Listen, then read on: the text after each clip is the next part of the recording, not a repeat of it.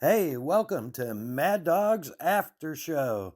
That's the AFTR show with Mad Dog and Cole. I'm the thick, you're thick.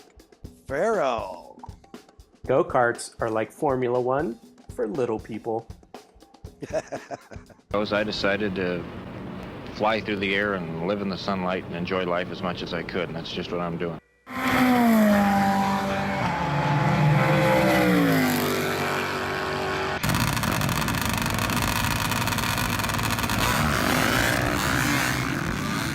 Okay, it's happening. Everybody stay calm. Everybody stay calm. What's the procedure? Stay calm. Wait. Oh man, here we are at episode 17. I'm telling you, if you haven't listened to 16 with Jim Beaver, please give it a listen. It's a great listen. I want to take a real quick second, thank our partners, Kicker Performance Audio. Find them at kicker.com for all your automotive, motorcycle, boat, V-twin, off-road, and personal audio needs. Kicker.com. Bomber Floating Eyewear, bombereyewear.com. Man, these things are just beast, and I'll tell you more about them here during the podcast, but I just love these monoseries I'm wearing. Man, polarized lenses, OSHA certified safety lenses. Man, and they float. Bombereyewear.com. So I think before we get into the real meat and potatoes of this episode, I want to just take a minute. Man, yesterday was a tragic day, you know. My good friend and someone I definitely look up to, Greg, aka Big Red Cowboy Hat, Cozzo, also known as Greg SmileMaker, passed yesterday, shockingly and unexpectedly. I'm just gutted, dude. I don't know what to say. Greg, on his profile, and the man lived it, was dropping smiles like raindrops. And dude, he lived it every day.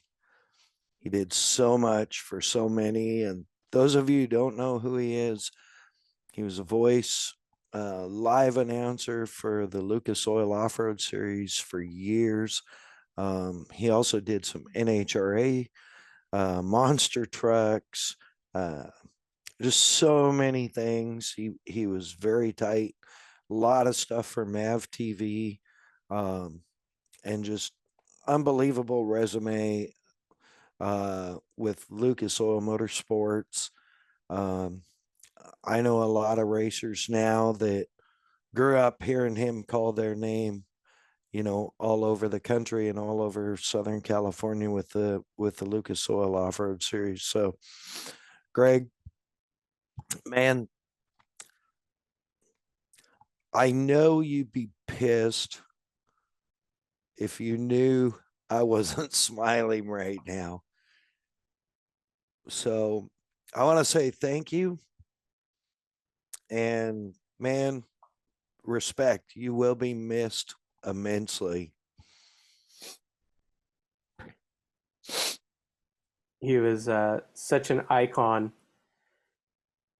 especially in the short course world. That's how I saw Greg, and it was, I never knew him personally, but it's weird to think for me of any short course racing to move on without him. And like you said, he had such a good relationship with everything Lucas Oil, drag racing, and yeah, it's you in today's social media world, the nice thing about it is you realize how many lives he touched, because that's all my feed's been the last 24 hours is pictures of Greg with every racer. So yeah, thoughts and prayers with the family, man.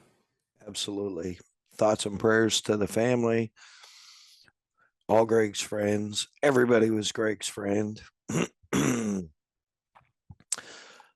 Thank you to those that have reached out to me today. Really grateful. Yeah, Greg and I used to send each other hashtags just randomly. And the three most popular that we settled on were be the smile, be the example, be the positive. Uh, that started back in 2020 when it was such a dark time for all of us. And one day he just called me up, "Hey, how you doing?"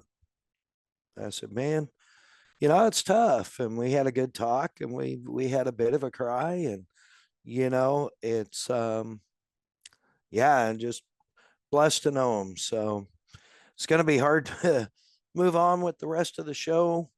Uh, and I apologize for such a somber start, but props and respect, Greg. Race in peace.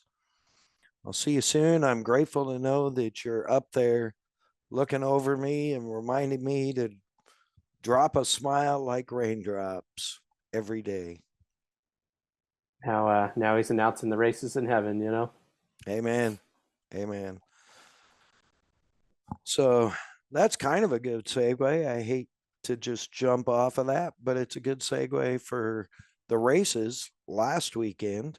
I believe you were out in the desert, weren't you? I was not even too far away from you. Yeah. I was probably 15 minutes away from you. Yeah, I was in Glamis for the second annual Red Bull Sand Scramble. Cole, you were in. I was in Superstition for the AMA Yes. District 38 Christmas Classic. Awesome. So we were separated by about 3 or 4 farms and a restaurant, and that's yeah. Yeah, and you were actually crew chiefing, weren't you? I was, yep. I was lucky enough to have Jake bring me back on for another round. So yeah, it was absolutely epic day. But I say we get right into the sand scramble because that's what I want to hear about first.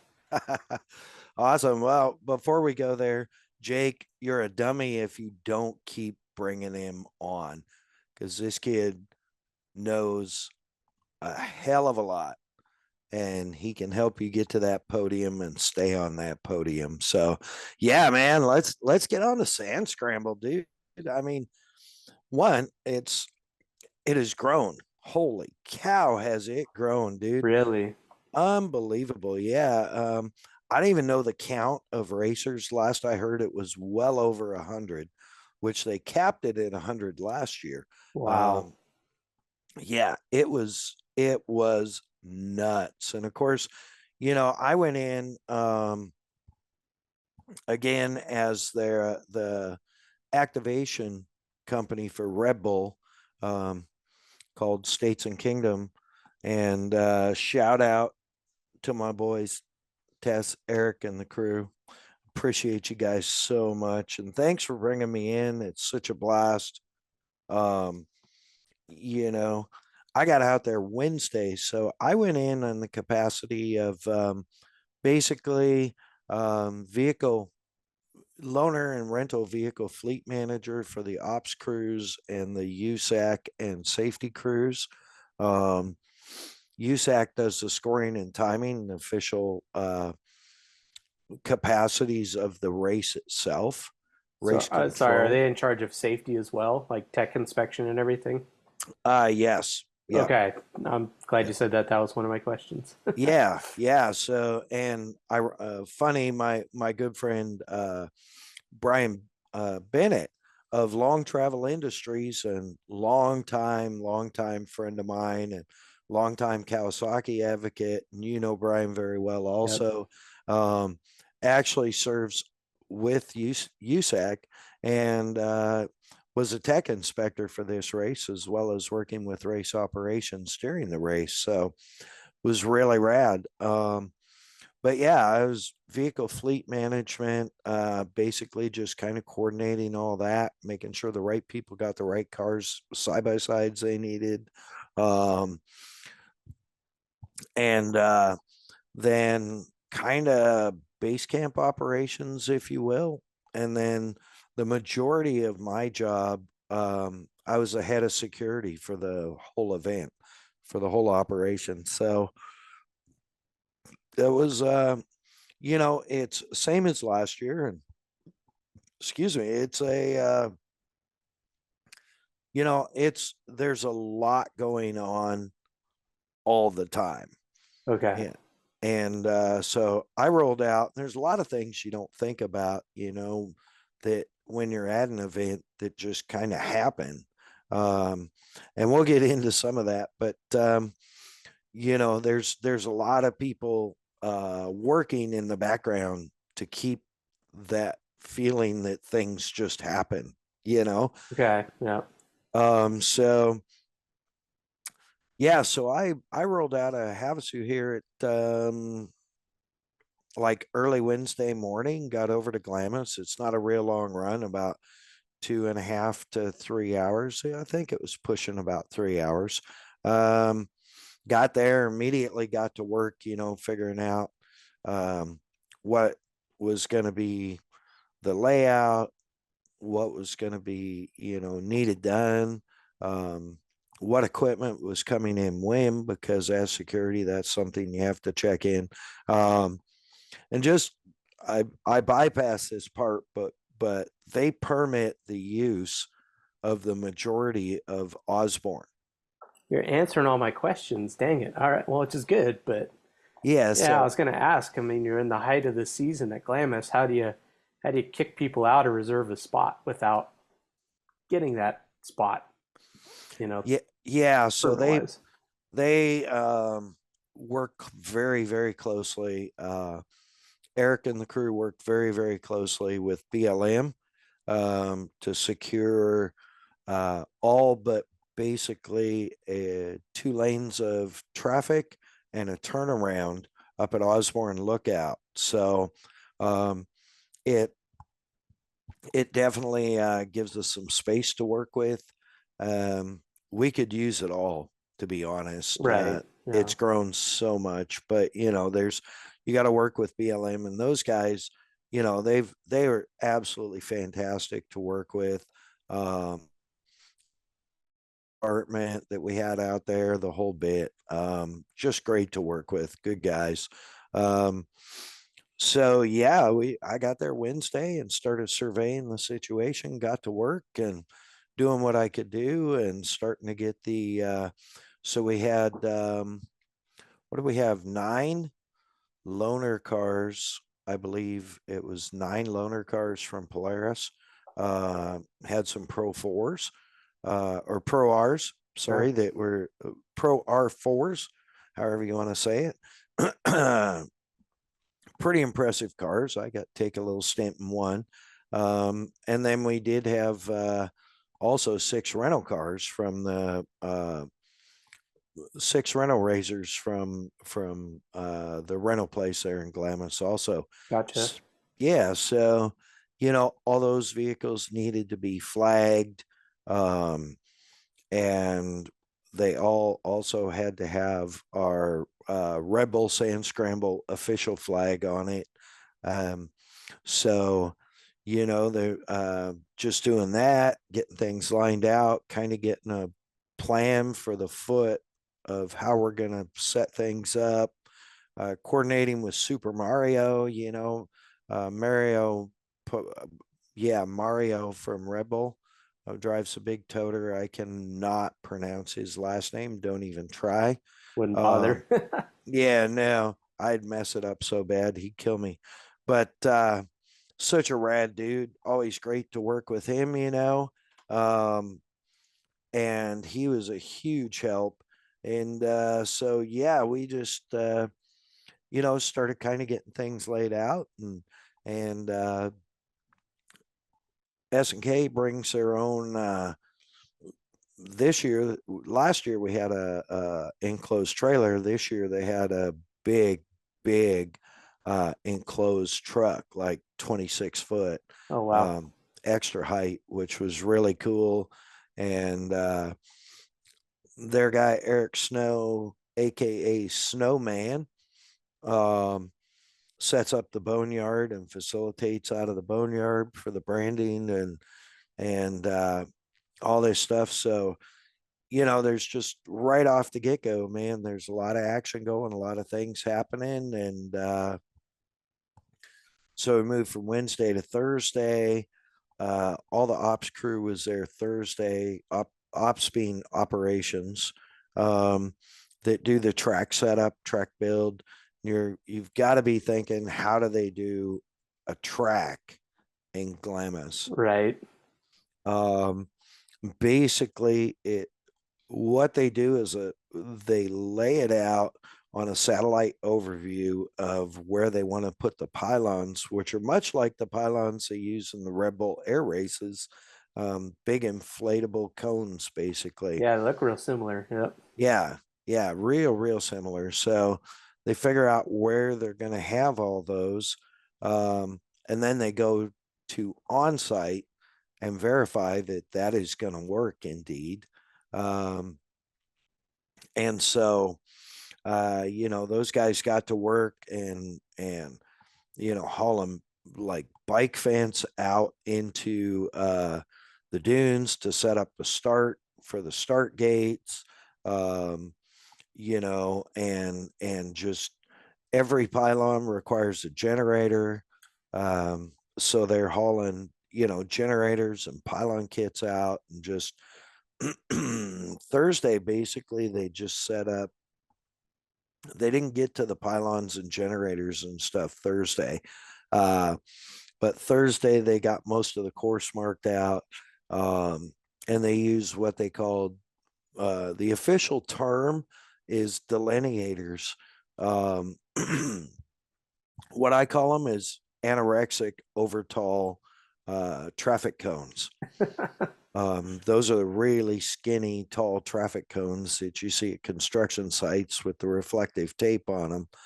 And they lay a lot of the course out with that, just to be within a certain boundary.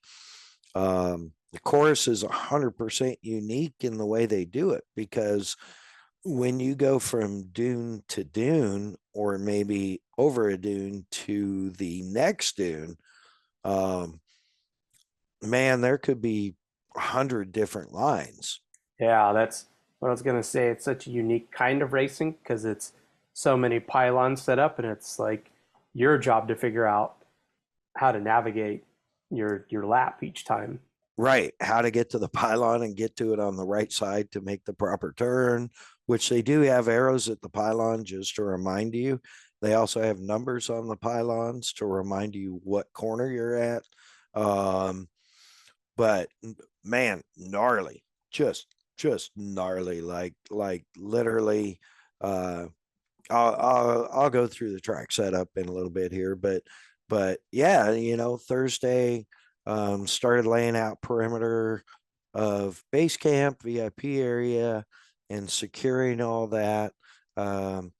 Use a company out of El Centro for security guards, and they provide a supervisor and 5 security guards that I have to keep track of and keep in their right positions and make sure that they're doing and keeping eyes on where they should. And dude, we just, Saturday or Thursday was just work. And then, Friday, again, just go after it and dig and work. And they start laying the cones out, pylons, and generators. And so we have additional guards that come in at noon. And so those guards all have to be taken to a pylon, and they will be there until their shift ends at midnight. Oh, wow. And the new guard takes over at midnight and will be there till basically just before the race starts. So, there's some logistics involved, and Super Mario's son, Andrew, who's just a beast. Shout out Drew.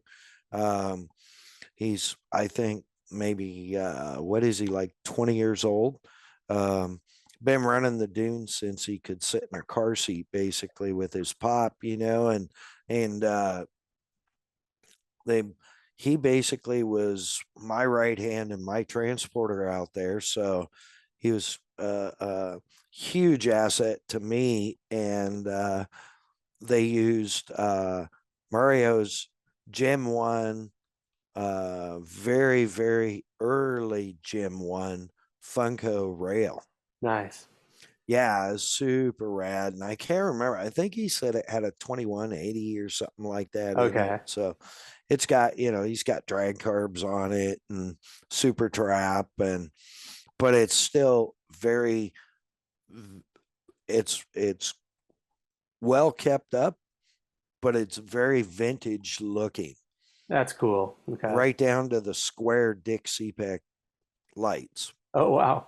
Yeah. So it's all Yeah. age appropriate. Yeah.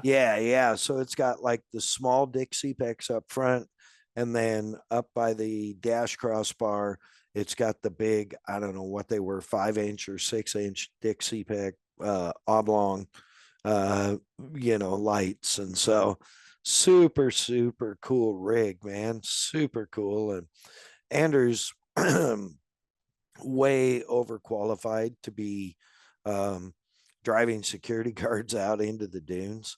But I knew I could trust him, and I knew of his skill level. So he was just a monster help, dude. Red Bull help, I should say. Yeah, there you So go. I yeah, caught that. yeah. Got to be careful there. So yeah, we started getting guys out and girls out to their stations, and making sure they, you know, obviously had their coats, had their blankets, had their chairs, had their lunches. And one guy that forgot his lunch that we had to run back in, and so he could get his lunch. His car was locked and he had the keys. So, but yeah, man, Friday, the ops team just slays it all day, just ripping dunes and getting things set up and adapting to the conditions and situations. And man, they basically run all the pylons at once, so you can get a visual of all the journey, of how the course looks in the daylight. And then, of course, come about sunset, they deflate them, and the guards are there, until that particular shift. They're there till midnight. So just out there with their generator. And we had some tripod lights, solar tripod lights, that were supposed to be good for 16 hours. Okay. Ended up good for about 14. Oh, okay. I So, thought you were going to which say about an hour. yeah, no, it actually worked out good. They only came up maybe some of them came up maybe an hour short of when we were going to pull the guards out of the dunes. So it's we had a couple that we had to swap out and rotate due to some health issues and et cetera like that. But for the most part, everything worked out, and it was just trying to stay sharp and stay on point and getting ready for the switch out, which we got all prepped. It was funny because some of those guys aren't small. Right. And so Andrew did hit a spot where he kind of G'd out the back of the rail due to the extra weight. And keep in mind, this thing's on I think it's on nitrogen shocks with airbags. So there was some weight in there. Just saying. He G'd it out. Yeah. And it stirred up a little bit of sand either in the fuel filter, in the float bowls. I guess it's not an uncommon thing. So between getting all the guys out and then having to deal with running back out there at 8 for a situation, and then getting back prior to 11:30. He literally pulled the carbs apart and cleaned the carbs and cleaned the jets and put it all back together, which was pretty rad, you know. And of course, that night also, Red Bull hosted not only the drivers meeting up there, but they also fed them all. Oh So wow. they had a caterer come in, one of the local taco trucks, and those guys came in and just killed it. The food was fantastic. And so Red Bull fed everybody, all the drivers, and they're, supposed to be drivers and their family. I think it ended up being drivers and crew and their family. Okay. Nonetheless, there's plenty of food. It was really good. Dude, it was a good time. And, it was rad to be able to see like so many of my friends. I have so many friends in side by side racing and industry, and it was just cool to see everybody. At one point, I was carrying a pallet with one of the guys over because the media trailers that were set up, they were rental trailers set up as home base for all the media, film, drone, and camera crews, kind of to work out of. One of them had a double step, but it should have had a triple step. Okay. And so I had to carry a pallet over there because I didn't want anybody to fall and break their head, Good call. So I go around the corner, I'm telling these camera people, hey, I'm coming through this gate and making a left, clear the way, coming in hot. And as we round the corner, I hear this voice back behind me going, get some, old man. And I'm like, I know that voice. And so as soon as I got the pallet set, of course, I had to run back over and give my boy Seth Quintero a Nice. giant hug, and we actually got to visit. It's so funny because he's now a record-setting Dakar racer. He won more stages in a Dakar than anyone at 19, I think. It was under 20. Yeah. Yeah. He's also the youngest like stage winner ever. Yep. And just a beast in Dakar. And I started sponsor when I was with Muzzy. I started sponsoring Seth, I believe, in 2014 when he was I think he was 10 and he was running a Razor 170. And then 15 at UTV Worlds, which used to be really early, like February in 2015, he got me 14, maybe might have been 14, whenever the very first UTV World Championships was. I can't remember if it's 14 or 15, but he was my first sponsored athlete to win a UTV World Championship because they ran the Razor 170 race first. Badass. And he won it. That day turned into just a chest beater day for me, where Muzzy athletes took, I think, 9 of the 12 available podium spots in the big 4 races. So, and Seth Quintero set the bar on that, and I just love that kid. And, to me, he'll always be low man 103, but he's taller than me now. And he's a multiple stage Dakar winner and record setter.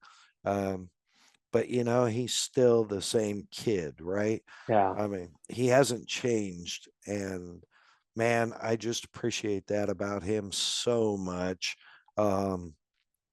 He's just my boy, Yep.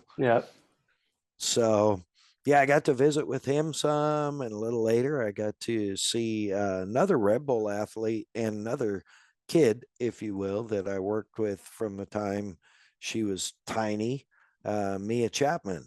Oh, cool.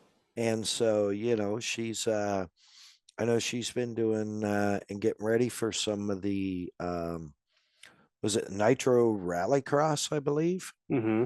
Yeah, in the side by side class. Um and she jumped in, I think this last year, she jumped in like I think last year she jumped in like a Pro 2 or Pro 4 um out at Crandon in the big house with no experience really in one of those kind of rigs, some practice laps, and went out with all the big dogs and finished fourth, I believe it was. That's So so crazy. yeah, and you meet her and she's this, little to me, this little girl, still this little girl, and man, she's got a lot of talent, and so yeah, now it was just great to see, I got to see Chris Leeming.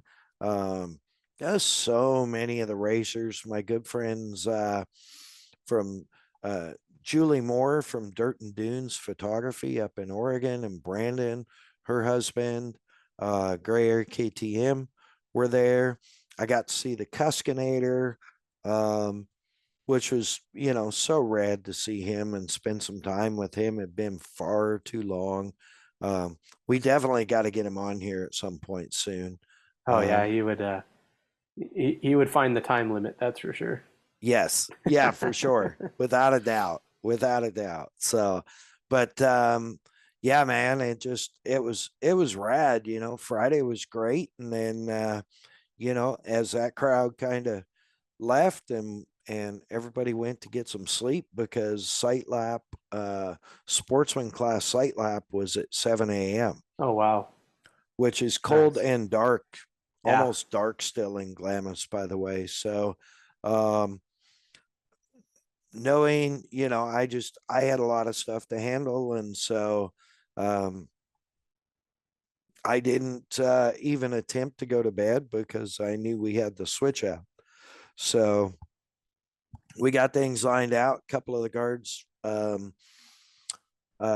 showed up early, so we were able to load them up in Andrew's car, Mario's car. Sorry, Mario, with Andrew driving, and he was able to get them out and switched out, um, and we were able to kind of make plans as we were doing that for the morning on who we needed. There were some guards that had to get off at a specific time, so we were able to make plans of it was really cool. It was like kind of a tactical strategic game, if you will.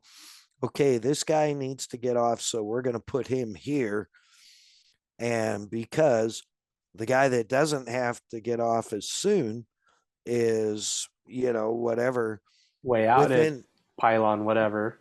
yeah, or within sight distance of the guy that needs to get off first in the morning. So you've always got coverage until they're all Oh, out, good point. right? Okay, yep.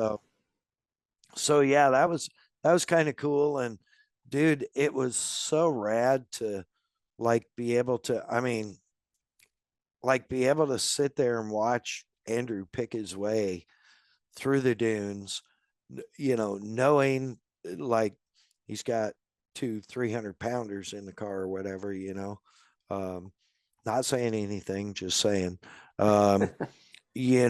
that, and the dude was efficient. He was careful. He was safe. Um, he made sure all of them were strapped into the belts before he even left. Good. Just super responsible.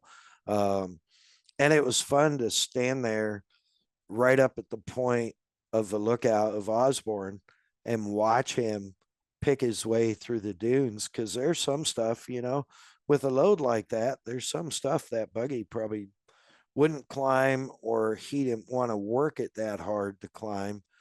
So, there would be times where you would see him like basically run a complete bowl, like corkscrew a bowl to get up to a ridge, you know. Yeah, that's smart driving.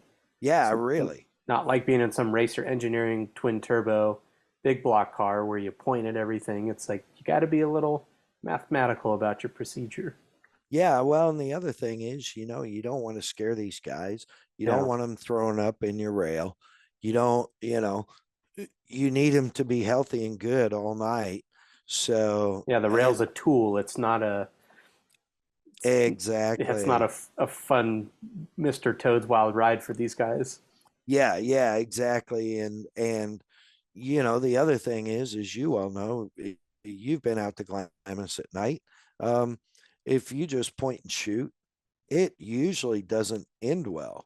No, you don't know what's on the other side. Exactly. So, um, dude did a stellar job. Um, we started just before midnight. We swapped 8 guards out, and we had swapped one just after 6. It was there till 6 in the morning. So we only had to swap out 8. And we swapped 8 out in an hour and 10 minutes. Wow, nice.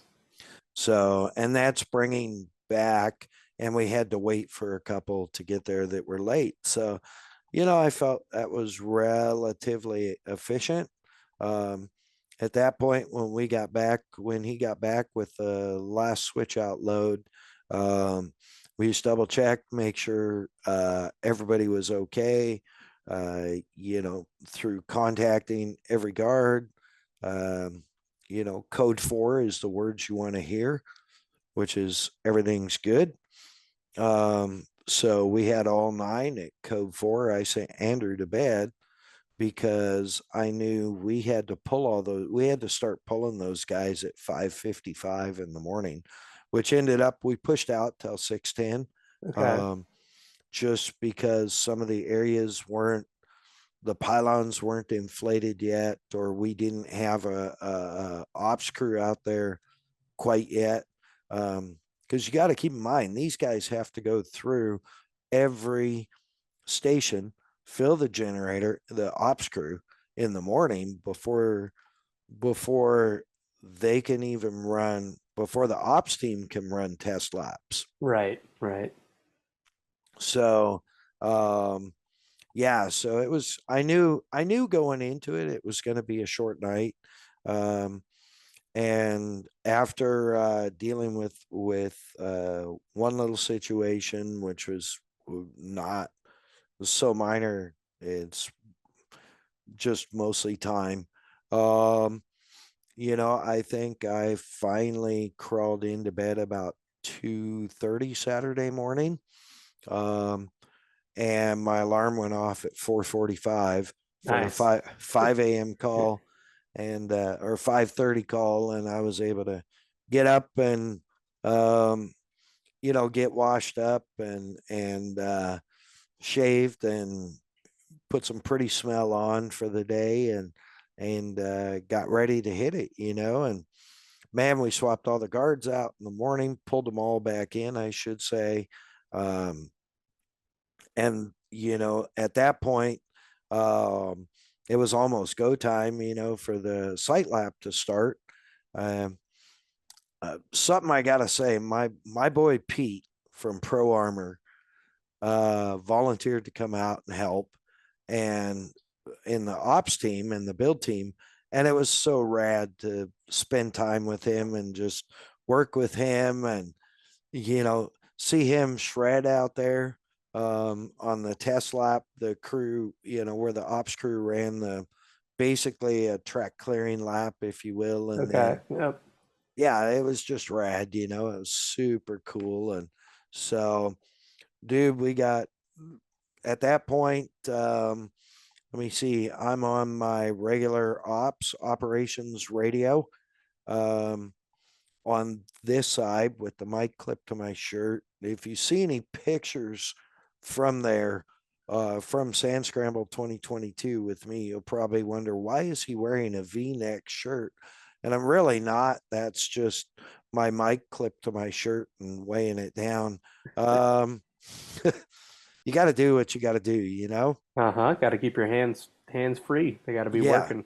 Yep. And so then in my left pocket, I had a radio that was direct to security. Um, and I also had a radio. I mean, they were clipped on my left side, I should say. I also had a radio that was race operations radio. Um, so I could keep track of what was going on and be ready if somebody needed something or had a security situation.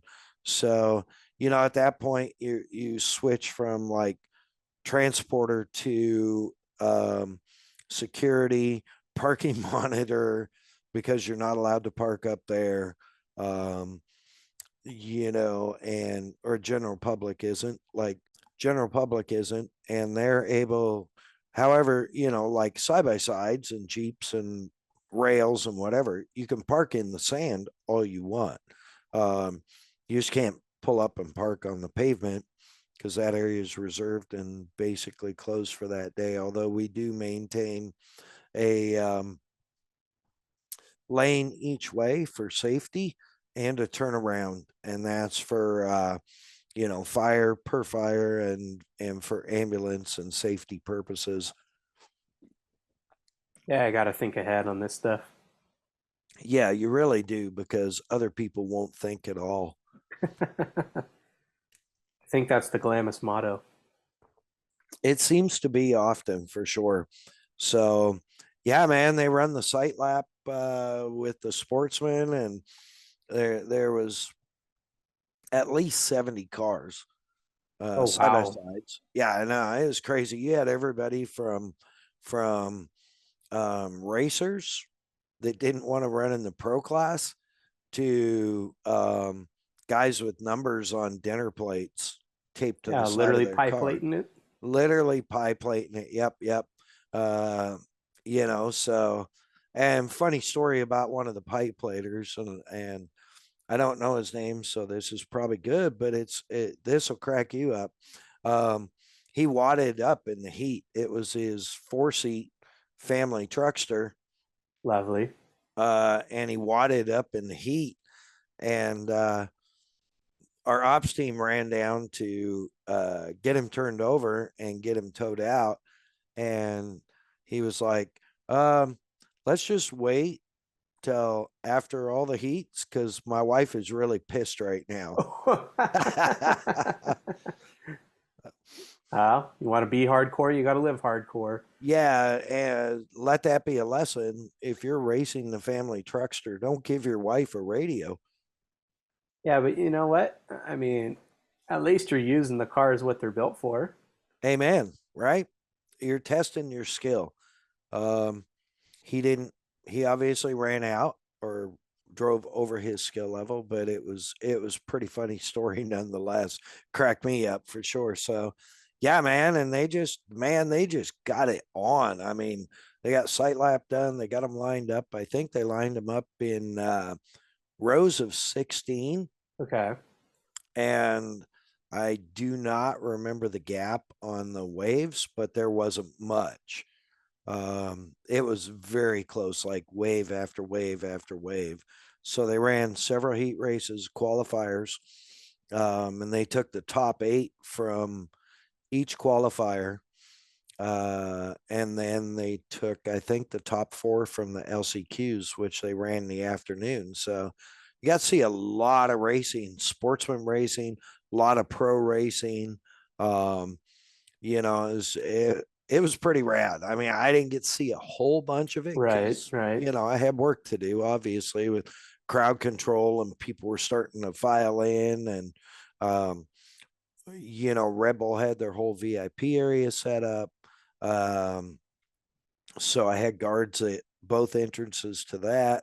And of course, the media and staff catering area, you know, I had a guard there, and then guards all over the track, all over the compound, if you will, base camp. Gotcha. Yep. Just keeping an eye out, making sure, of course, guards at the front gate, making sure people weren't pulling in and parking. So it was super rad, man. And they got through all that. We had a little break where we were able to get some lunch. and started getting ready for the afternoon and for the LCQs. So they ran both LCQs and then immediately ran they ran Sportsman LCQ, Pro LCQ, and then basically immediately ran the Sportsman main and then the Pro main. So I was tasked with if you will, kind of protecting, coordinating the podium area, which, makes sense. You're not supposed to have any vehicles driving in there or anything. And they kind of left it up to me as to how I wanted to get things set up. And so they already obviously had the big podium set up with the stands and everything. And I knew we had the Rebel activation vehicle, that really cool wedgie looking Star Wars looking machine. Urban assault vehicle looking thing. Yeah, coming up for the DJ and all that, and the announcer. So I knew that they would be bringing that up. So as the Sportsman final ended, I was able to coordinate with the guards, and shout out to Jason from USAC and Race Ops. He got me the numbers we needed to call into the area that we had allowed for vehicles and podium celebration and all that.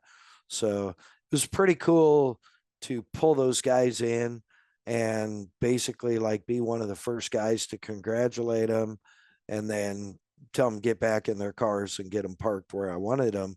Yeah. And then, there's a little bit of time and then the pros went. So what we did is we brought the top 3 from Sportsman in, and then reclosed the back gate, if you will, the sand side entrance, just so we didn't get loaded up with side-by-sides to where when the pros came in, we couldn't get them through. And just let everybody know, hey, if you want to pull in here after we get the top 3 pros in, it will be open. There's only so much room in there, and we still had to keep, of course, our both ways and a turnaround available for ambulance, fire, emergency vehicles, et cetera, like that. And that was per BLM and the sheriff. So, we want to definitely follow those guys' rules because they're the host of the party, really. I mean, BLM is the host of the party, and man, it was cool that they allowed us come back again. And by the time they left, they're already talking about next year. So Nice. That's the best. yeah, I'm pretty excited about that and think that'll be good. Yeah, so I got the Sportsman in, and it's funny because the guy that finished 3rd in the Sportsman class, and you got to figure there was over 70 sportsmen. The guy that finished 3rd, naturally aspirated RS1, it had a cage. It was a race car, but it was a RS1 race car. So, single seat, naturally aspirated. There's so many cars that he's making like what, a 125, maybe 125 Yeah, horse. maybe. And there's like 90% of the field was making over 190, right? So it's pretty cool. Pretty cool. Obviously, I didn't catch the guy's name. I did catch his name, but I honestly don't remember it.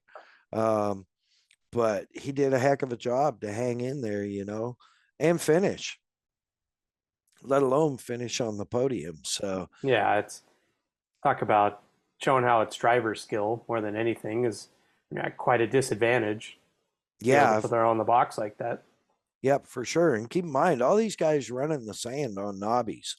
You're not allowed That's to a run rule, paddles. right? Yeah, that is a rule. Yeah. Yeah, So I was kind of thinking about that, and I'm like, who's getting creative with how they're cutting their lug patterns and everything? I was. It's funny you said that because I was looking at someone's picture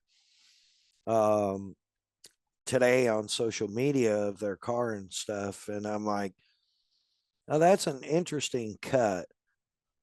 But if I could get my head together with Cole, I have a pretty good idea what we do. So I was thinking about you and cutting tires, um, and interesting ways to make it work. Oh yeah, every tire is different, but I would like to get in there next year and give somebody the clear advantage. Yeah, for sure. Well, but going back to like my crew chief days and my crew chief days with the go-kart, um, realistic, I mean, obviously you want to be able to use scuffs, you want to be able to whatever, use tires, but realistically, a set of tires only needs to last to the checkered flag. Yeah, cut the heck out of those things.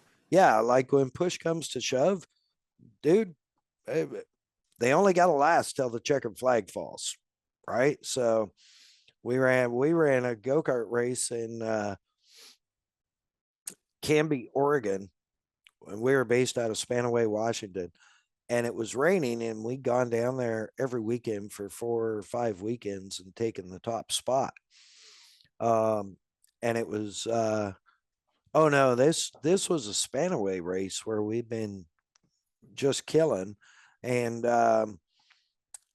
it started raining. We were probably one of the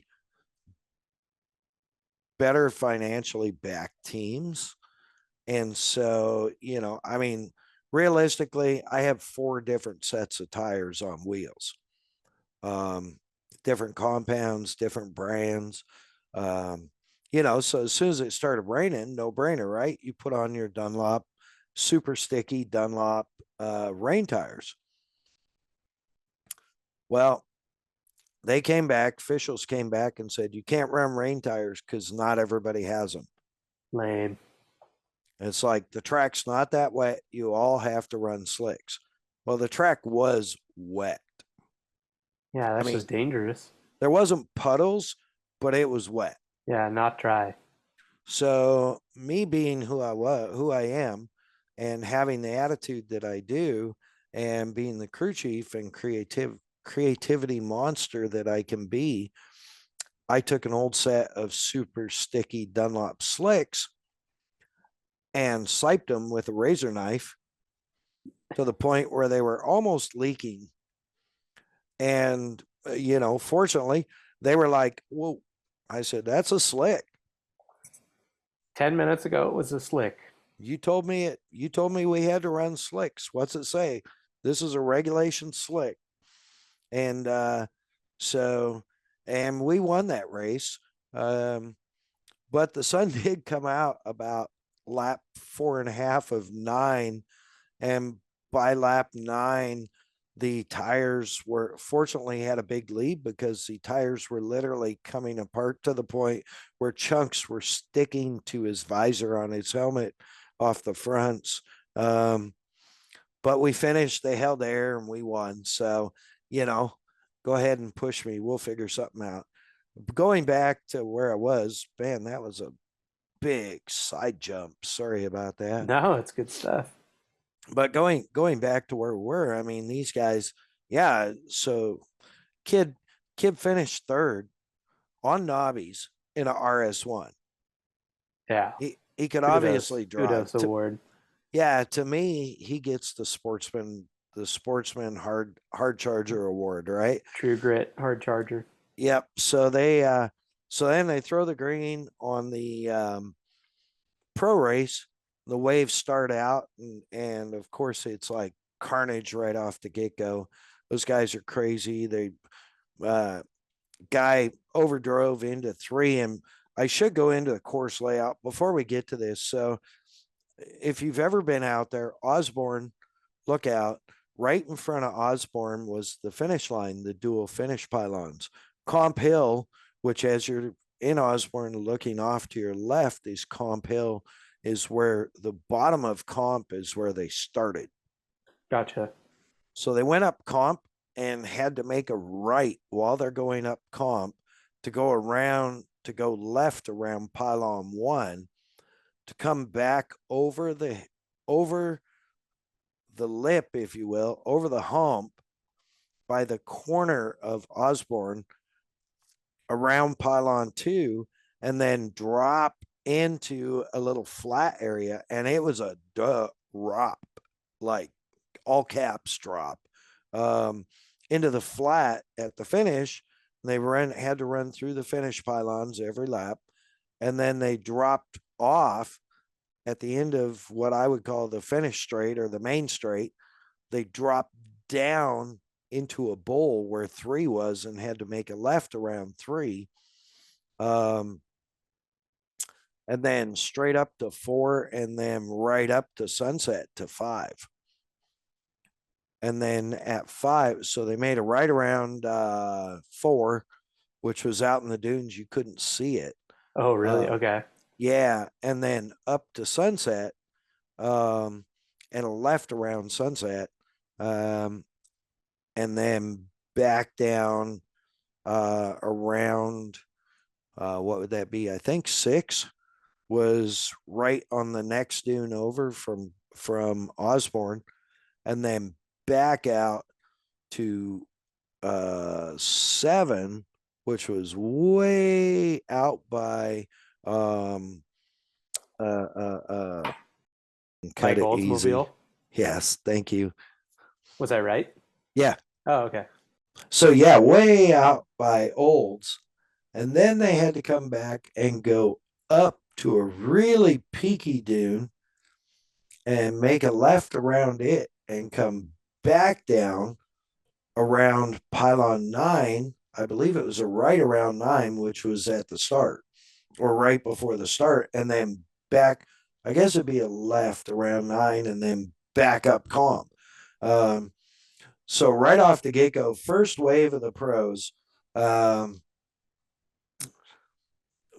of the guys in the first wave overcooks it down into the bowl in 3 and ends up upside down. So there's, literally like, caution, the whole bit, but each caution is a regional caution. They do not have a full course caution because there's so many lines, right? Yeah. It's avoidable. Yeah. So my buddy Seth was in row 2, and which would have been the second 16, the wave of the second 16. And I see him making a pass on like 4 cars on the outside, with basically splitting about 6 cars wide. So I think he's passing 3 cars that are on the inside to the outside. And I'm like, literally I'm yelling, look out, look out, look out. Kid's got great reactions, man. I saw a huge spray of dirt, sand off his right front as he had made the pass, and he just shut the freaking door and a tap of the brakes and hard right, hard on the throttle, shut the door and avoided it. And Mia Chapman was directly behind that, but she was running the inside, and so got through clean. But my heart was beating about 900 beats a minute at that point, Yeah, you don't want them coming over the crest and just Yeah, putting the guy yeah. in the door or whatever. And you could see it. But at speed in the sand with 16 other cars, obviously there's a few distractions, but fortunately they were able to get that car right and get the situation out of the way. But yeah, man, that was pretty intense start to the race. And Seth came by at the end of lap 2 and was already up to 3rd place. And I think either midway through lap 3, somehow punctured a tire. So How do you do that? I think it was probably, I don't know, but I would guess maybe contact. Yeah, contact or too low, just enough low pressure to peel the bead back, or Yeah. caught the one beer can out there or something. Yep, something like that. So that put him out. But it was an exciting race, and I missed the finish. I've yet to see it even, but I heard it was insanely good.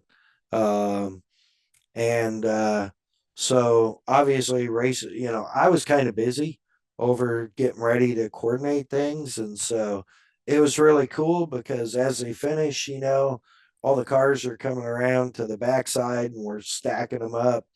And I'm calling, of course, the leader was the easy one, right? But there's also lap cars coming around. So um, Jason from USAC gets me the numbers and we get the top three in. We're holding everybody else there. Like, don't leave. Just give us a minute. Get these guys placed. And those guys, we pull them in. And what's the first thing they do? It's,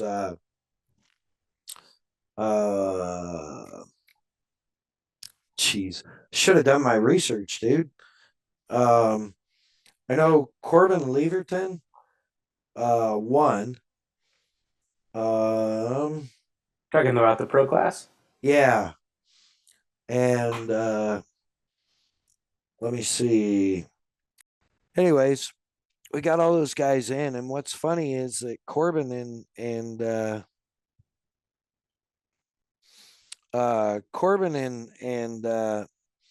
guy who finished second were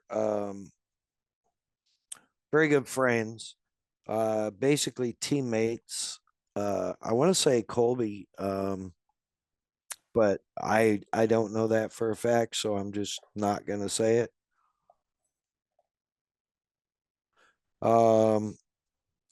So anyway, they come in and instantly, of course, they want to jump out of the car and BS and everything else. And I'm like, I let them, I was to an extent nice and let them, congratulate each other and BS for a sec. And then I'm like, all right, get back in your cars. We got to get you parked over here. We got a show to put on, Kick rocks, yeah. Yeah. So I said, Oh, sorry to cut you off. Side by side pro class: Corbin Leverton in P1, yep. Cody Bradbury P2, Kevin McCullough in P3, and then our sportsman class here we got Billy Slade, Zach Frausto, and Jackson Steele.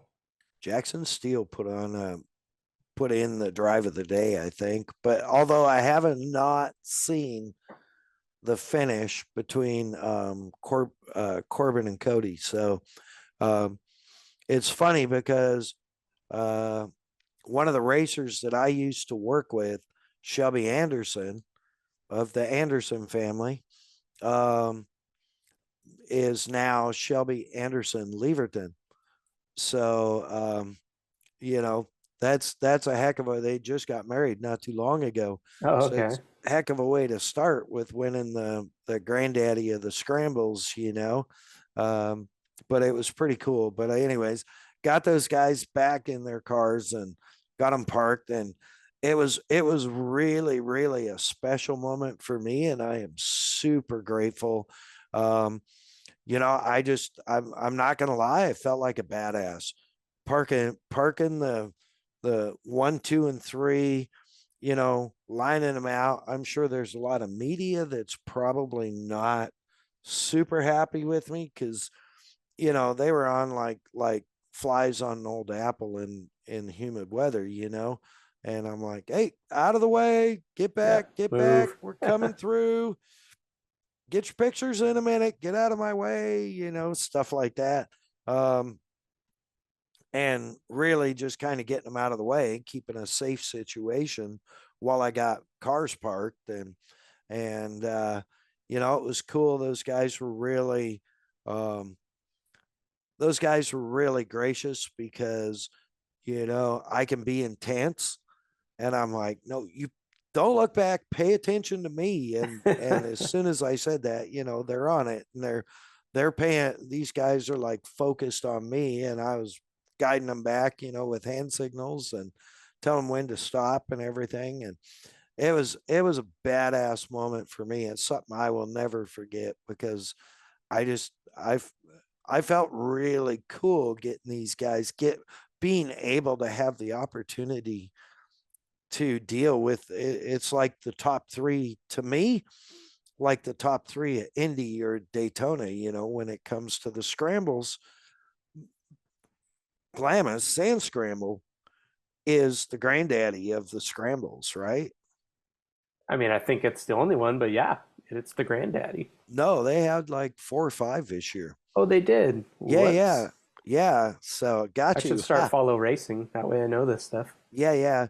Um, the anyways, yeah, no, it was just really cool for me to be able to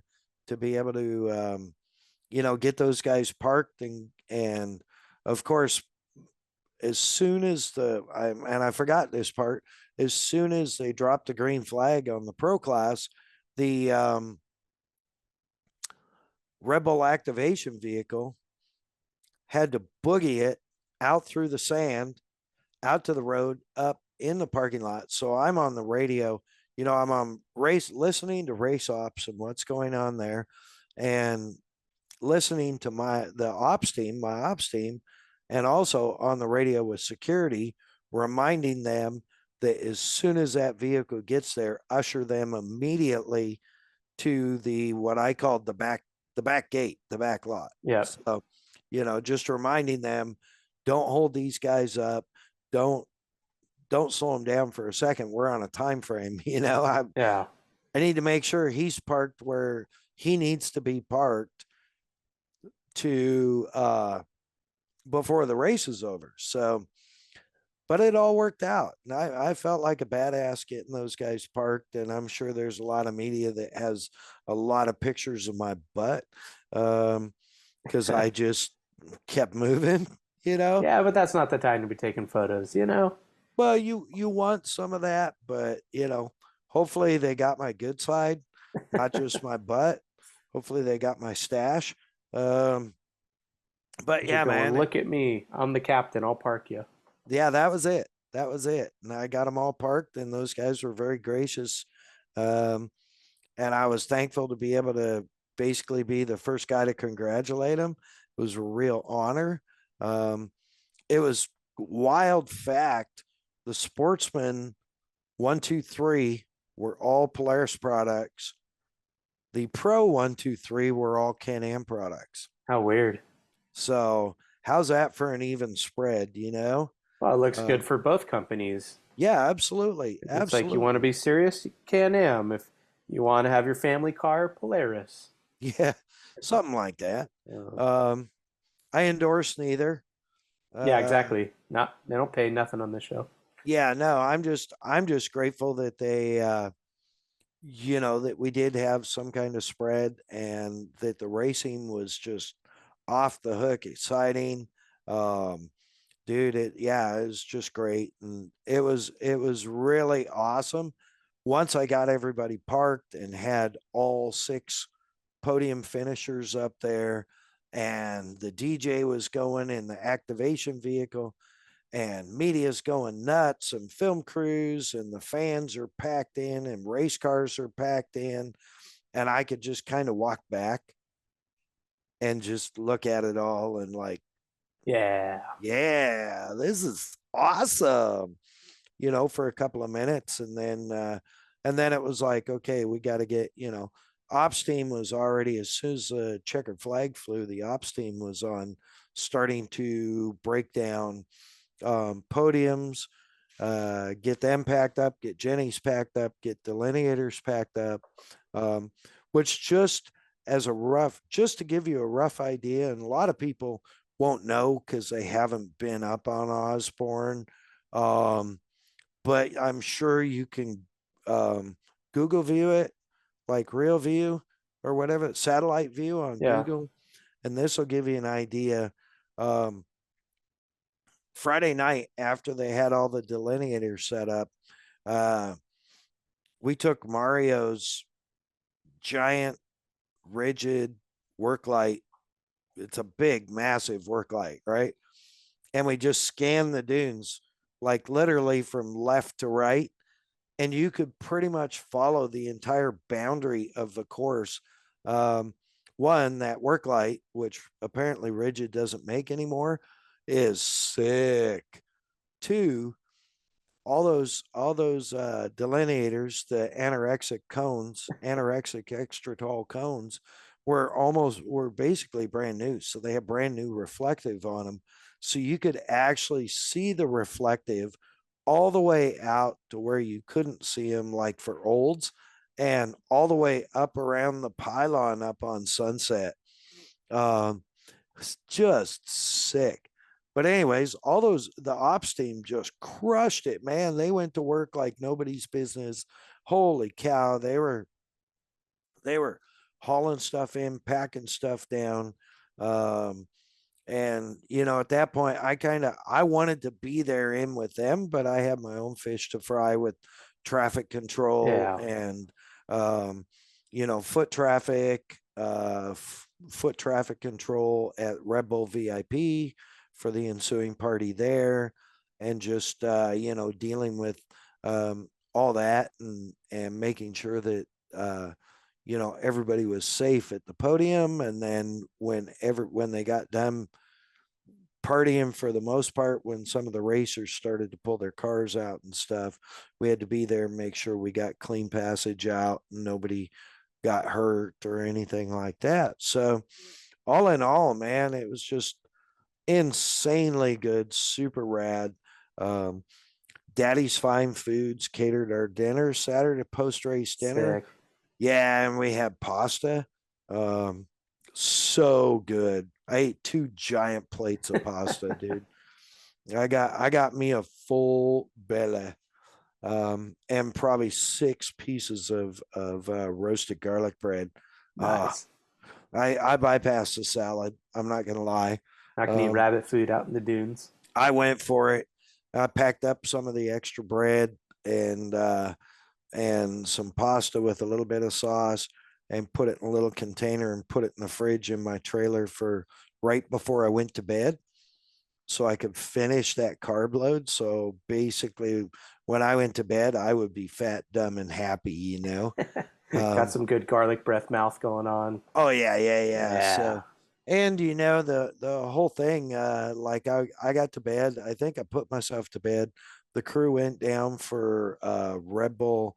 They got all done. We had dinner, and then they went down to the flats to the Red Bull camp down there for the Red Bull uh, after party, I guess you'd call it. Um, and I'm not that I wanted to go, but I'm also, I've got a boneyard full of stuff that just came out of the dunes, and I was back down to 5 guards. So I felt it was, Responsibility. much responsibilities. Yeah, no, I felt it was like just the right thing. Be there, Yeah. be eyes on, and you never know. You get stragglers coming up that want to come up. Oh, I just want to drive in and go hang out at Red Bull or whatever. It's like, well, go down to the flats. That's where the party is. So, yeah, man, I just hung out and got everything kind of lined out, and the guards all settled, and was real happy with everything. And I went to bed at, you will not believe this, it was before 10 p.m. Wow. Nine. Pasta put you to bed. Yeah, I put myself to bed at 9:51 p.m. That being said, I'd had roughly an hour and 45 minutes since 6 o'clock Friday morning. So, I slept, dude. You know me and my sleeping habits. I slept 4 hours like someone hit me in the head with a 2x4. Yeah, you were just out. Yeah, I turned the furnace up in the trailer. Nice. Put a towel on the floor in case I had to get up and go pee in the middle of the night, so my feet didn't get cold. Yeah, man, I was dialed. I had it nice and warm in there. Had my Glamis bag, my famous orange mummy bag. Yeah. That's my Glamis camp bag. Yeah, man, I was OWT oat. Yeah, good. Well, fulfilling weekend, Yeah, it really was. Got up, woke up, was up for a little bit, went back, crashed out for about 3 more hours, I think. Got up in the Wow. morning, and it's like, okay, it's Sunday, it's pack out day. So, the team had like a 8:30 call, but I think me and Butts by 7:30 were we're pulling in bike fence and starting to get some of the scrim down, so we were able to get hour and a half jump start, help the ops team out, and save them some time. And once we got wrapped, man, I got my truck and trailer and moved everything from my rental trailer, which security headquarters and my house up there on Osborne, moved everything into my trailer, and just started booking it for home. Got home, and yeah, I had a great time. But man, what a successful event. The amount of fans has grown immensely. I mean, there was more side by sides, rails, and everything you can imagine that people drive in the sand, lining every part of the race course than you could count. That's that's the best you could ask for. Yeah, and the Red Bull VIP area was packed, and the fan area that we set up, the fan viewing area right in front of the Red Bull VIP area, was just absolutely stacked. Dude, it was just so cool. Oh, and really touching moment, going back to my kids, Quintero and Chapman. I was walking after the podium party, kind of. I was walking along the road, or our traffic lanes, if you will, and Seth and Mia were standing there talking, and I'm like, they were talking to a media person. As soon as the media person got done, I'm like, all right, you guys, I got to get a picture of you two together. And Seth was like, no. I'm like, what? And he goes, you got to have somebody take a picture of us three together. Oh, and I was, dude, you can almost see the tears in my eyes. I felt so touched and so grateful. You know, I mean, his mom jokes that when he started, he was a nobody, and he's still a nobody with a bunch of trophies, Yeah. and he really is just super humble and gracious. And also, he's agreed to be along for the ride at some point. That'll be a fun episode. That will be a fun episode.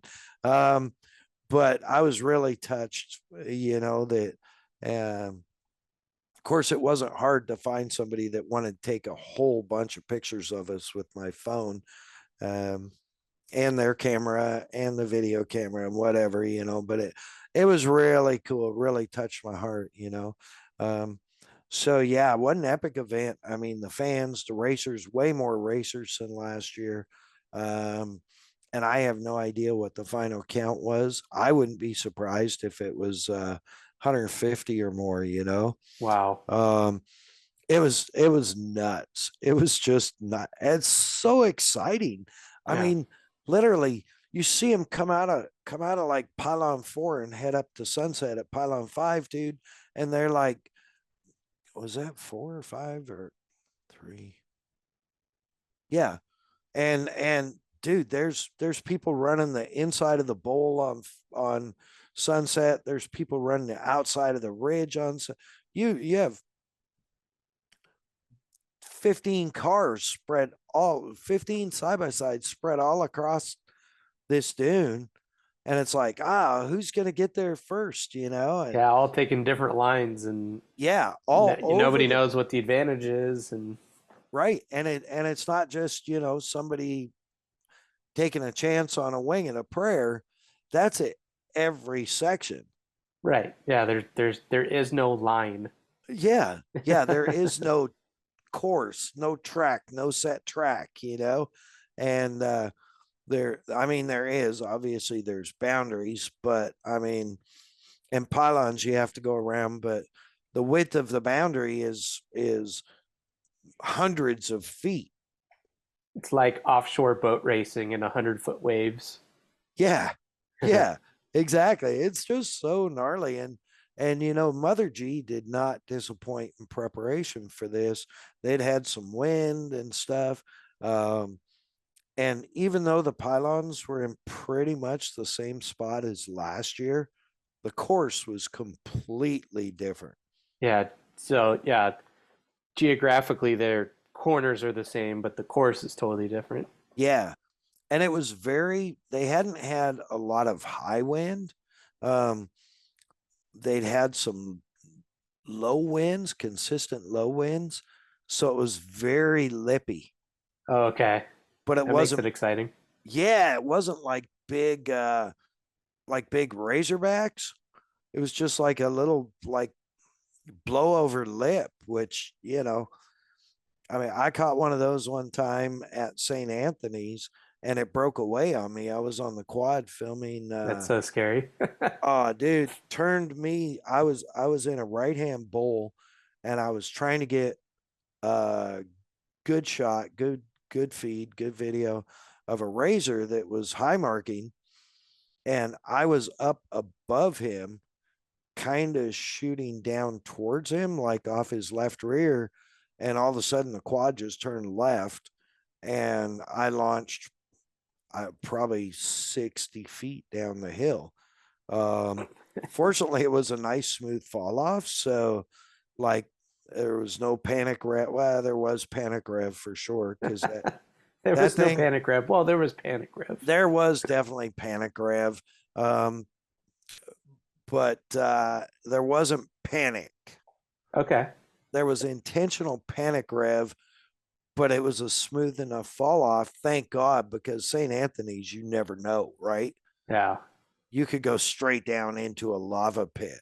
You could still be falling to this day. Yeah.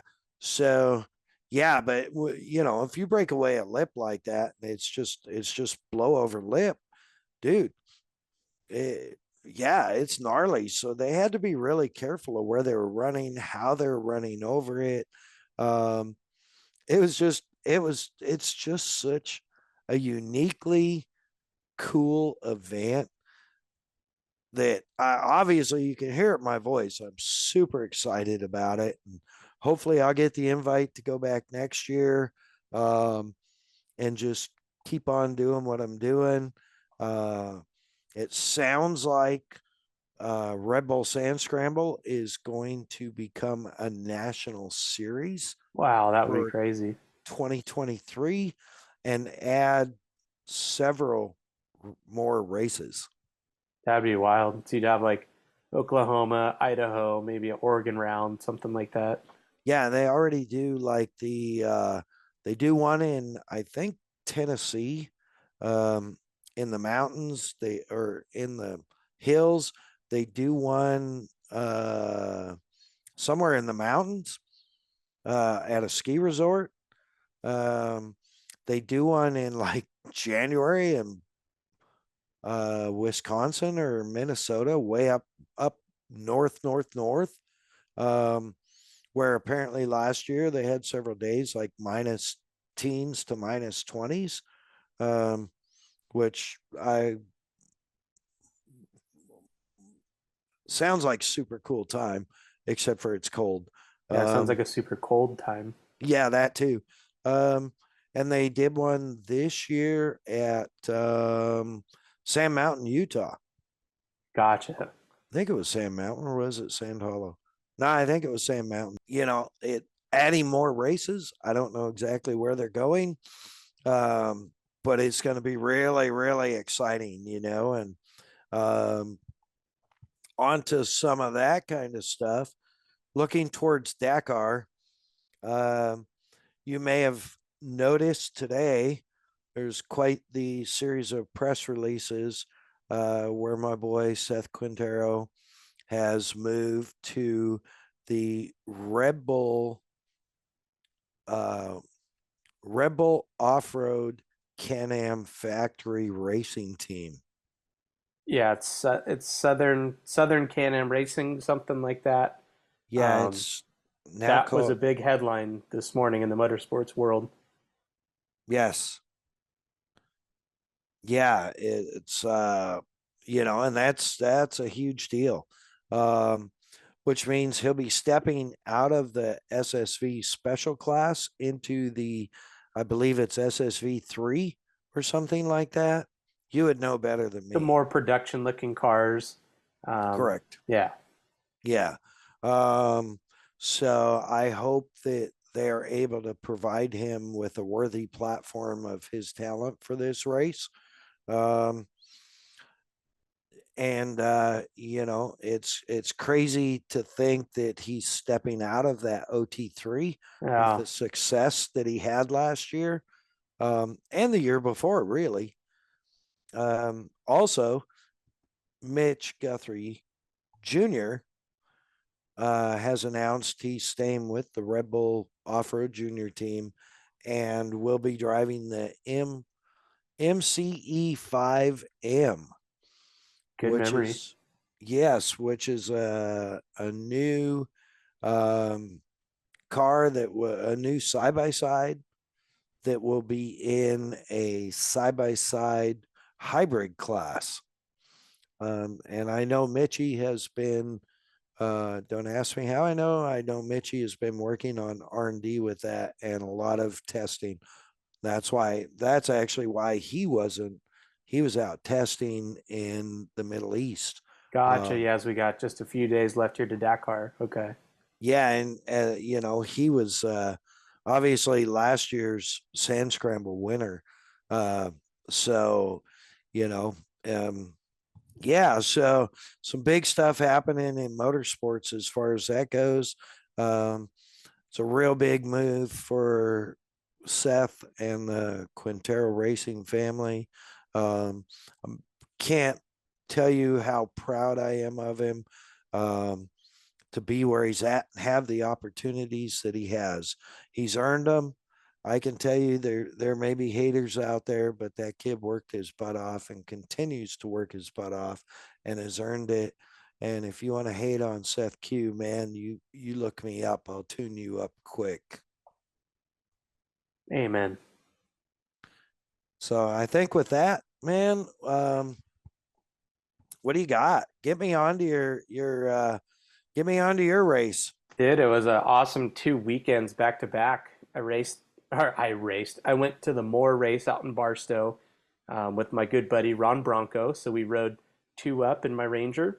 Had an awesome time. Got there about 7 in the morning. Didn't really focus a whole lot on photography just because we were more spectators than anything that weekend. Just to get out there, just to go kick it, go hit some whip sections, just go be menaces, have a good time. But I did still take quite a lot of photos, considering I didn't take photos, if that makes sense. You got some good stuff too, by the way. Thank you. Yeah, it was lingering dust and a really high sun, which makes for horrible photos. But no, it was a great time, and we logged about 80 dirt miles between all the fire roads and different spots we looked at. Killer weekend. And so then fast forwarding to this past weekend, it was the last race for AMA District 38 desert racing. And I had a comedy show to go to the night before. So I got home about midnight and I had to leave by 3 a.m. Well, luckily, I might have had one or two many 2 IPAs. So I slept horribly and felt horrible. So when the alarm went off at 2:45, I was already well up. So that worked out great. But yeah, so I got in the truck at 3 a.m. on the dot and headed to, not Plaster City, headed to Superstition. And I got there right about 6 a.m.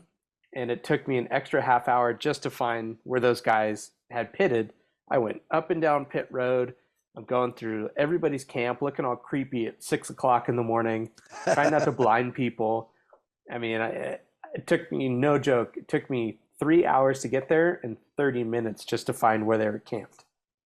Anyway, so they even made the joke when I got there. They go, every time we camp and then you make us go move somewhere else. And it's like, well, yeah, because the pits are over there and that's where we need to be. So let's just park over at the pits. But Makes So sense. it makes sense to me, but I'm not the racer, so I got to make sure my guys are comfortable. But they called this one a Euro Scramble. They're not my favorite. They're kind of short. They're only an hour, so it's more of a Grand Prix in the desert as Right. opposed to a big 2 or 3 loop desert race. So Jake's first race, he had bomb practice at 7:30, and then his race was from 8 to 9. So basically, from 6:30, got there, he got geared up, got the bike ready. He got to practice the bomb maybe twice, and then it was go time after that. So his dad and I set up a remote pit out there on pit road, and it was so crazy because speaking of lingering dust, it was like it followed me weekend to weekend because there was, Glamis is obviously breezy, but right there Right. in Superstition, I mean, there was a half a mile an hour of wind.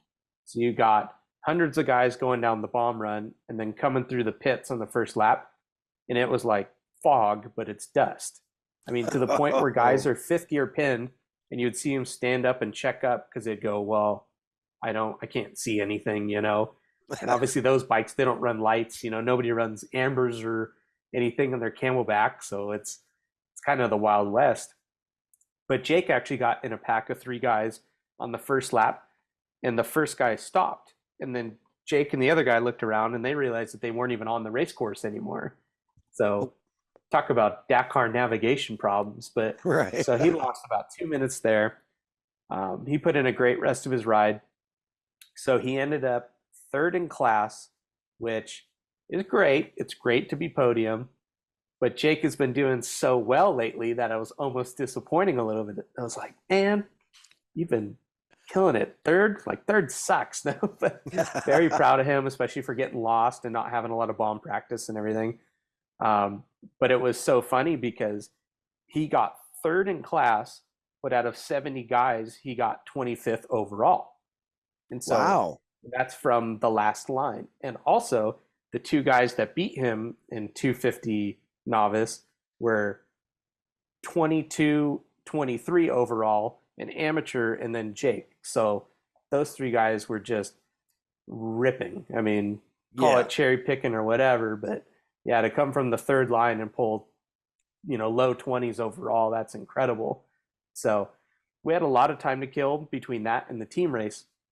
And I was glad I convinced, but I'm glad I put the idea out there to do the team race because selfishly, I'm like, well, I'll do it, but I don't really want to drive out 3 hours each way just to go watch an hour racing, Right. Like, I'll find my own fun, but these team races are awesome because there's no pressure and you switch off every lap. So we had time to kill between the 2 races. So we took the Ranger out, and a friend of his was out there in this badass 84 Toyota that had Ford I-beams on it, and it was all long traveled out, and it looked like the Pizza Planet Toy Story truck. This thing was sweet. Well, it turns out after kicking it with this guy all day, it's Ryan Sheckler's Red Bull skateboarder's little brother, Kane. So it was like, oh, cool.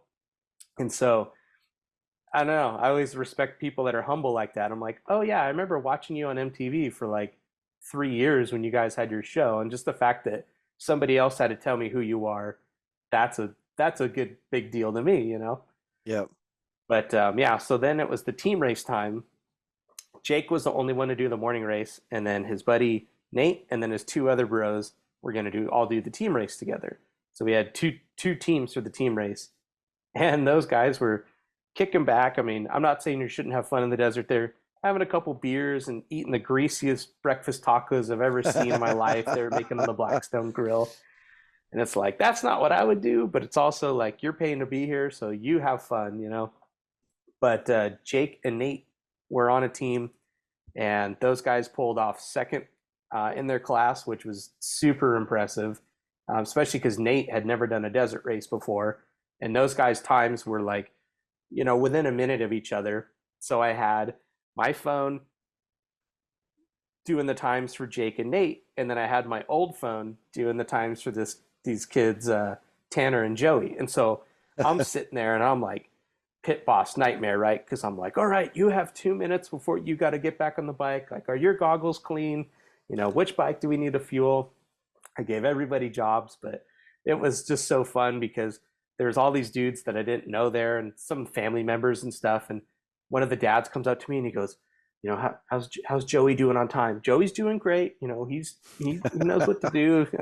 So it was just so fun. And so Jake and Nate get done with the team race and everybody's having some beers and kicking back and laughing and enjoying. And then it's like, I don't know, it's been probably 10 or 15 minutes and it's like, oh, wait, Tanner hasn't finished yet. Like, we should probably wait until he comes in and then we'll have our little brouhaha. Oh, But no, it was all good. So yeah, those guys, considering that 3 of the 4 of them had never done any kind of desert racing, and a team race is such a badass way to get someone introduced because you only do a lap at a time and it's no pressure and everybody just kind of takes it for what it's worth. So dude, it just absolutely fired everybody up to go racing next year. And so, not to make this too sappy, but I was telling my wife, I'm like, the fact that these 4 guys, and they're quite a bit younger than me, I mean, they're probably 8 to 10 years younger than I am, the fact that they're so fired up to go racing now and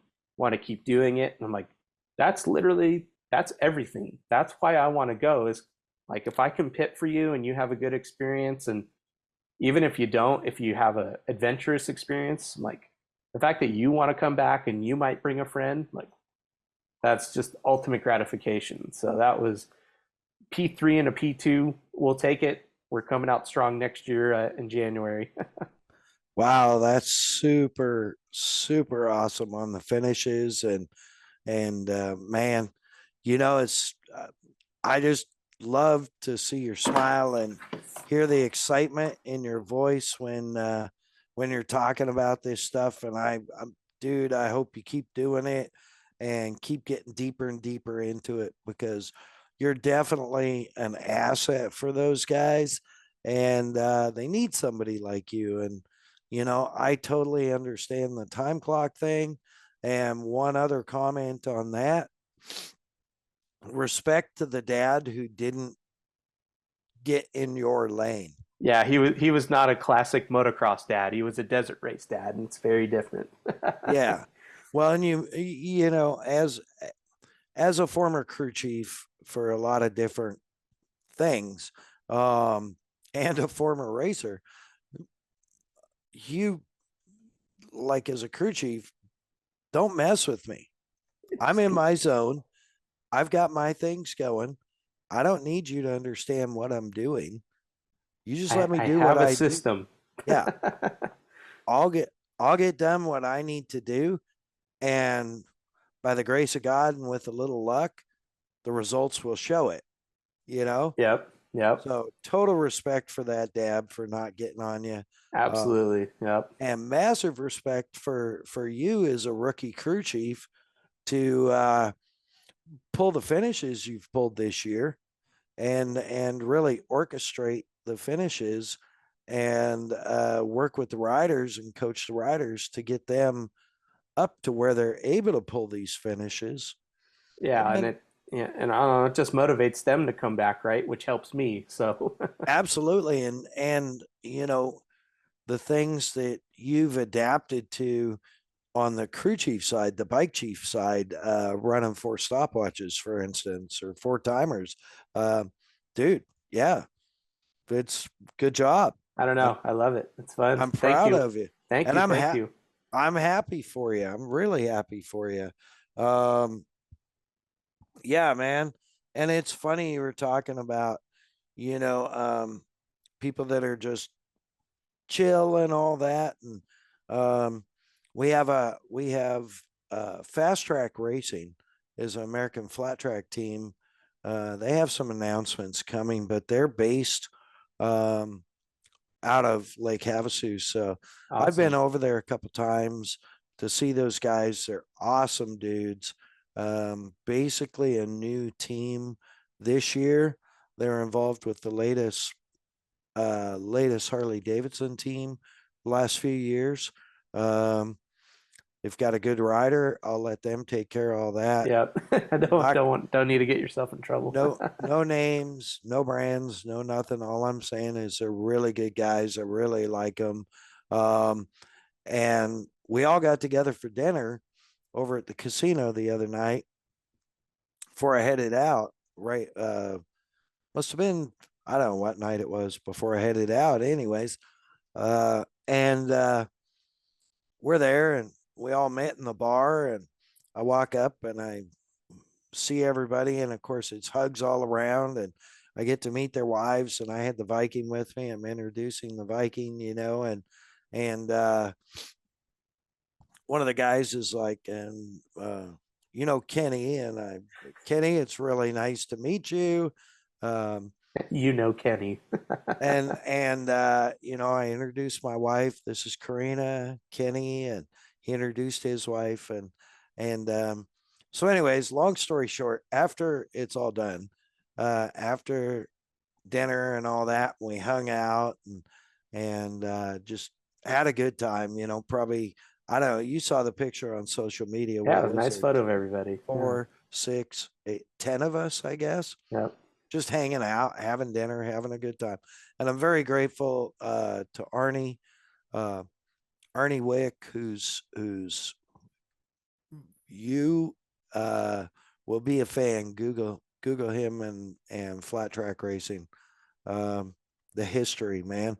But anyways, after all that, I'm like, I told Karina when we were heading back to the house, I'm like, so I'm 95% sure that was the Kenny Roberts. And of course, Karina's like deer in the headlights too. I'm like, King Kenny. And she's like, really? So instantly, what does she do? She doesn't ask me, right? She just goes straight to Google. She's like, I don't want to hear what you have to say. And she's like, holy cow. So yeah, man, that was super rad to be able to, like, just normal dude, right? I mean, just humble and hanging out with everybody. Yep, just humble, hanging out and dropping his $20 in the slots, just like the rest of us, So that was super rad. How crazy! I want to thank Arnie and Matt and the Fast Track 11 team for their hospitality, and I will probably go over to the race shop and just see how they're doing, because Matt's their bike chief. And we were actually, when I was, we're actually talking about some, just some bike things, and it gave me the itch to think. Okay. So, it was really cool. That's cool. Anyways, yeah, that being said, man, I am so proud of you. You've jumped not only back in to where you belong in the motorsports industry as a whole, but you've jumped into a commanding position with good results. And so, thank you. That's a sure sign that you're doing a great job, and I'm really proud of you, boy.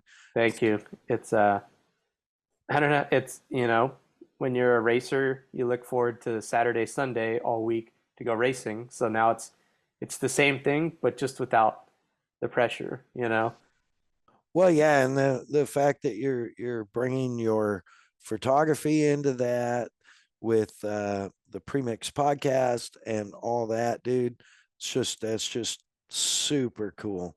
Yeah, thank you. You bet. I know we're pushing up on Christmas, but we are going to get some more